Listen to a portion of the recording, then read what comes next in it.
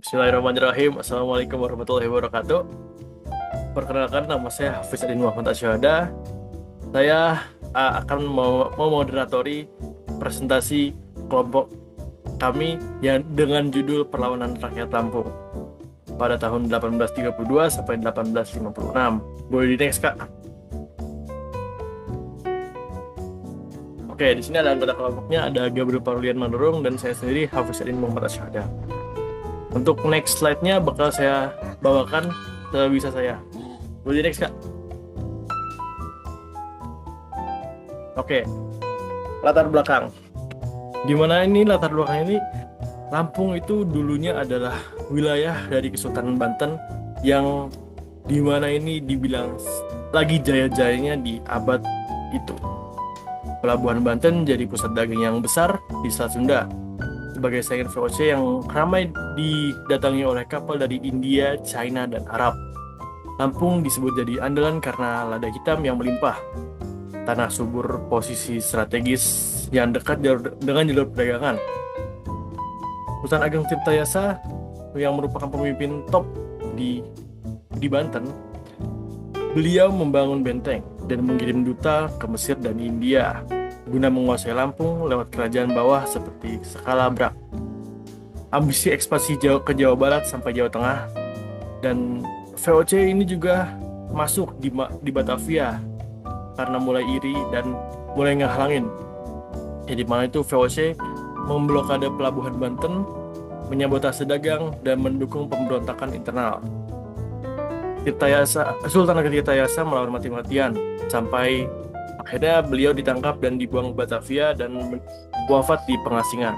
Putranya Sultan Haji naik tahta pada saat kacau balau dan mencoba untuk berdamai dengan VOC. Tapi Belanda malah mendukung Adipati Lampung seperti Pangeran Sriwijaya buat merdeka, dan Banten jatuh total pada tahun 1685 dan Lampung ikut dikuasai juga oleh Belanda yang berubah jadi perkebunan paksa dari pusat lada bebas. Boleh next, Kak? Oke, selanjutnya ada jalan perlawanannya, di mana ini setelah Raden Intan I wafat, perjuangan melawan Belanda ini dilanjutkan oleh Raden Imba II Kesumaratu atau Raden Intan II pada 1825 sampai 1834 yang dipimpin pada saat perang gerilya yang ganas di Wai Kanan Tulang Bawang yang mengumpulkan ribuan pejuang serta serangan konvoi Belanda yang merebut senjata. Medan hutan pegunungan membuat pasukan Mayor Neumisser kewalahan, yang dimana puncaknya ini musuh itu di Sekalabrak tewas. Istilahnya rata lah mereka.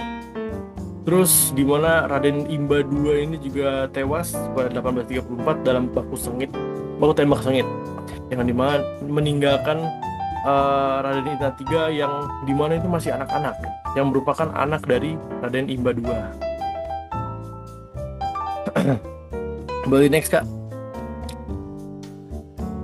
Oke, di sini selanjutnya ada jalan perlawanannya.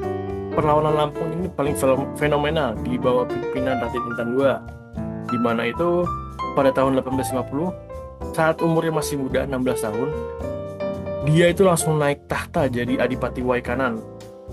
Yang dimana tuh, walaupun begitu, rakyatnya ini muak sama Belanda, yang mana mereka ini merampas paksa tanah mereka, terus melakukan kerja rodi, dan hal itu bikin warga rakyat yang di bawah kepemimpinan Raden Intan II ini tuh muak sama Belanda, yang sampai dia itu melanjutkan perjuangan ayahnya melawan kolonialisme yang ganas yang dipimpin Raden Intan II pada saat perang gerilya 6 tahun dengan pasukan kurang lebih 5.000 pejuang dari pesisir Pubian menggala serangan pada malam hari yang dengan membakar gudang, teluk betung, sampai pohon suplai Belanda. Boleh next, Kak? Oke, selanjutnya akan dijelaskan oleh Kak Gabriel. Terima kasih.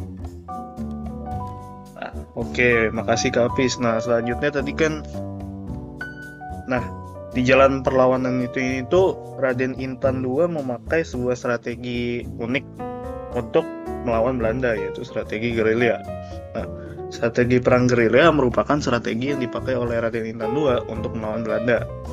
Perbedaan persenjataan antara Lampung dan Belanda membuat Raden Intan II memanfaatkan kondisi lingkungan Lampung untuk mengulur waktu datangnya penyerangan Belanda, sehingga menghabiskan lebih banyak tenaga pasukan Belanda dan dapat menggugurkan pasukan Belanda meski tanpa perlawanan terbuka. Nah, daerah gerilya Raden Intan II itu didominasi oleh lereng-lereng curam sehingga memiliki kemiringan tanah hingga 30%, tepatnya di Gunung Rajabasa. Nah, di medan perlawanan Raden Intan II hanya ada jalan setapak yang bisa dilewati. Jalur ini harus dilewati dengan cara mendaki, bahkan terkadang pihak Belanda harus merayap seperti ular ketika menelusuri Gunung Rajabasa untuk mencari keberadaan Raden Intan II. Belanda yang melakukan ekspedisi pencarian yang dipimpin oleh Kolonel Walesan mengeluarkan banyak pasukan untuk menemukan Raden Intan II. Namun taktik gerilya ini cukup ampuh untuk memberantas ekspedisi tanpa henti ini di tahun 1856.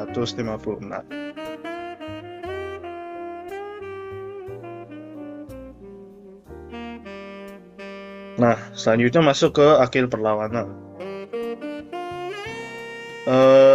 Jadi strategi gerilya ini akhirnya berhasil